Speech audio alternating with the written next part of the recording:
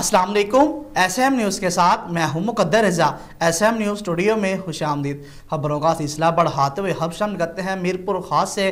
آل پاکستان وابڈا hydro electric workers union صدر پاکستان عبداللطیف نظامانی کے فرزند مرحوم عبدالمناف نظامی کے سال ثواب دعائے مغفرت کے لیے satellite town sub division office میں قرآن خوانی کا اہتمام کیا گیا۔ اسی حوالے سے بات کریں گے ایس ایم نیوز کے نمائندے محمد خرم قادری سے۔ جی خرم، آگاہ کیجیے گا اس حوالے سے۔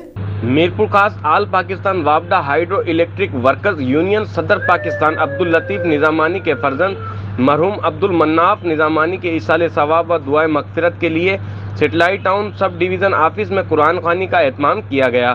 سی B A divisional zone sub division عہدیداران سٹی سیٹلائٹ ٹاؤن ہیرآباد میروا آر او ڈویژن آفس کے عملے نے شرکت کی۔ اس موقع پر ہائیڈرو ورکر یونین کے zonal chairman Haji Muhammad Yousuf Soomro, divisional chairman Shahid Kazmi, divisional general secretary Sikandar Ali Mehr, joint secretary Iqbal Lodhi, Atiq ur Rehman Abbasi و دیگر یونین کے عہدیداران وابڈا کے ملازمین نے شرکت کی، جبکہ فاتحہ خوانی کے بعد لنگر نیاز بھی کی گئی۔